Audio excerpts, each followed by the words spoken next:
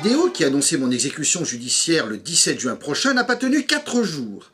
Elle a été censurée sur YouTube. Elle est donc désormais indisponible, y compris chez ceux qui l'avaient relayée comme La Flamme, Meta TV ou encore Quenelle+, site dont je salue les animateurs pour leur soutien courageux. On peut toutefois encore la visionner sur Dailymotion grâce à Olivier Frisky, ainsi que sur notre site où toutes nos vidéos sont mises en sécurité. Dans cet éditorial, je dévoilais le jugement hallucinant rendu par les magistrats de Coutances à mon encontre, ainsi que l'empressement totalement inhabituel mis à me juger en appel, empressement qui cache mal la volonté d'en finir avec moi avant l'été. De façon évidente, le régime ne veut pas que soient publiquement exposées les méthodes révoltantes utilisées par sa justice aux ordres lorsqu'il s'agit de me faire taire. Voilà pourquoi j'invite tous les dissidents à réagir en relayant le plus possible l'information. Car, comme le disait la grande résistante Lucie Aubrac dans son livre intitulé « La résistance expliquée à mes petits-enfants », la première arme de la résistance, ce n'est pas une mitraillette, c'est l'information. N'hésitons donc pas à mettre en application cette belle leçon en informant nos concitoyens.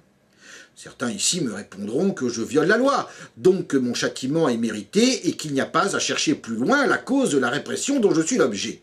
Là encore, toutefois, j'invoquerai Lucie Aubrac qui enseignait « La désobéissance volontaire fait partie de l'esprit résistant ». Une autre très belle leçon de civisme à mettre en pratique de manière urgente. On m'objectera qu'en tant que national-socialiste, je ne saurais invoquer l'autorité morale de Lucie Aubrac. Et pourquoi pas ? Lorsque Madame Aubrac expose des enseignements universels, j'ai parfaitement le droit de les reprendre. Mais allons plus loin, oui, oublions Lucie Aubrac.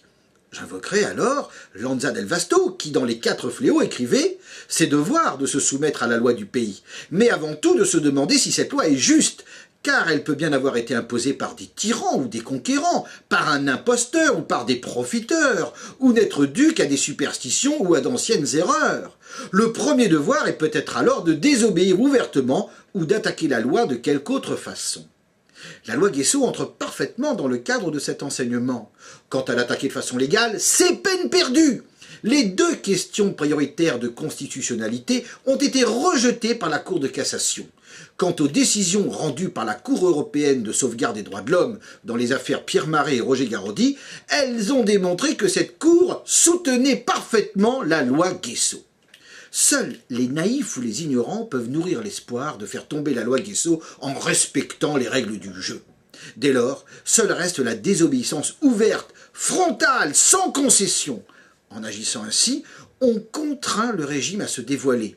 Tout d'abord avec ses magistrats, qui en viennent à dire l'histoire ou à rédiger des jugements politiques hallucinants. Ensuite avec la répression qui en découle, et qui oblige les autorités à jeter des gens en prison pour des idées.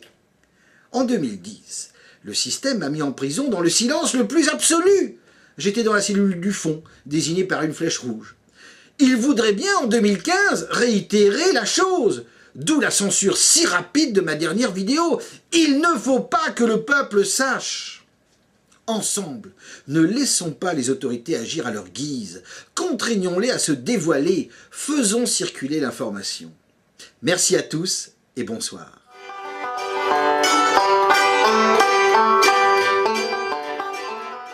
Façon. La loi Guessot entre parfaitement dans le cadre de cet enseignement. Quant à l'attaquer de façon légale, c'est peine perdue. Les 2 questions prioritaires de constitutionnalité ont été rejetées par la Cour de cassation.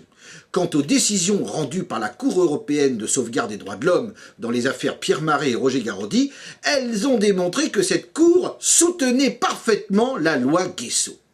Seuls les naïfs ou les ignorants peuvent nourrir l'espoir de faire tomber la loi Guessot en respectant les règles du jeu. Dès lors, seule reste la désobéissance ouverte.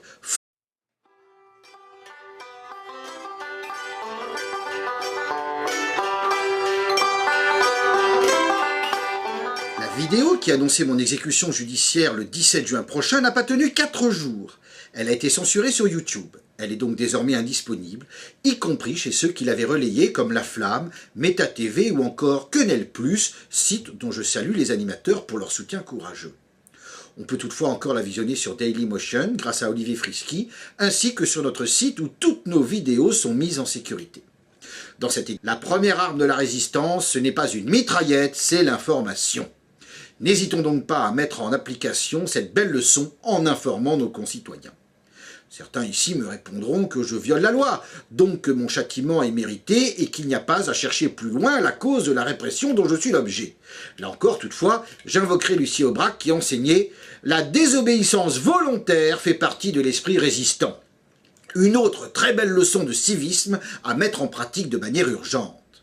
On m'objectera qu'en tant que national-socialiste, je ne saurais invoquer l'autorité éditoriale. Je dévoilais le jugement hallucinant rendu par les magistrats de Coutances à mon encontre, ainsi que l'empressement totalement inhabituel mis à me juger en appel, empressement qui cache mal la volonté d'en finir avec moi avant l'été. De façon évidente, le régime ne veut pas que soient publiquement exposées les méthodes révoltantes utilisées par sa justice aux ordres lorsqu'il s'agit de me faire taire. Voilà pourquoi j'invite tous les dissidents à réagir en relayant le plus possible l'information. Car, comme le disait la grande résistante Lucie Aubrac dans son livre intitulé « La résistance expliquée à mes petits-enfants », les morales de Lucie Aubrac, et pourquoi pas? Lorsque Madame Aubrac expose des enseignements universels, j'ai parfaitement le droit de les reprendre. Mais allons plus loin, oui, oublions Lucie Aubrac.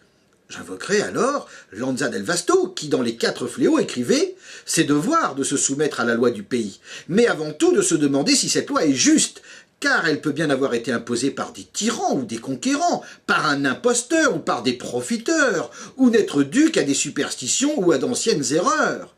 Le premier devoir est peut-être alors de désobéir ouvertement ou d'attaquer la loi de quelque autre